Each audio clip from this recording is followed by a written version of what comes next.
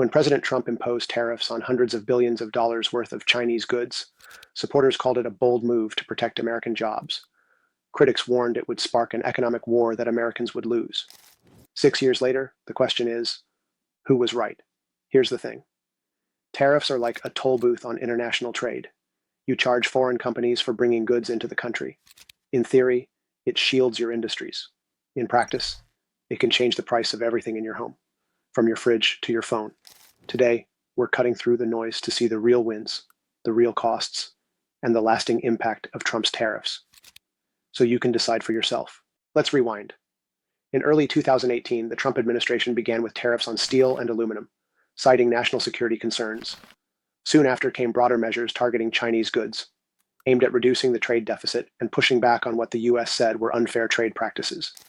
By the end of that year, tariffs covered roughly $300 billion worth of imports: electronics, machinery, clothing, furniture, toys, you name it. China responded in kind, placing tariffs on American exports like soybeans, pork, and cars. The US-China trade war was officially on. Supporters argue tariffs gave struggling American industries a fighting chance. In steel, for example, domestic production ticked upward and some plants reopened. Economists favoring protectionism say shielding industries from cheap foreign competition can protect jobs, strengthen national security, and boost negotiating power. Trump himself framed tariffs as leverage, forcing China to the table for a Phase 1 trade deal in 2020. Think of it like building a fence around your factory. You keep competitors out, giving your team time to regroup and compete.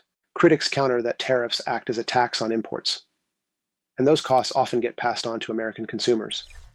Multiple studies found price hikes in everything from washing machines to electronics.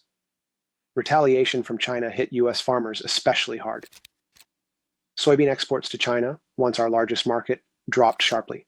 The federal government spent billions in aid to help farmers weather the blow.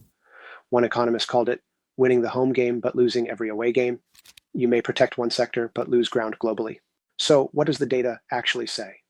The Congressional Budget Office estimated the tariffs reduced US GDP slightly and cost the average household hundreds of dollars a year in higher prices. Some industries, like steel and aluminum, saw short-term gains and job protection.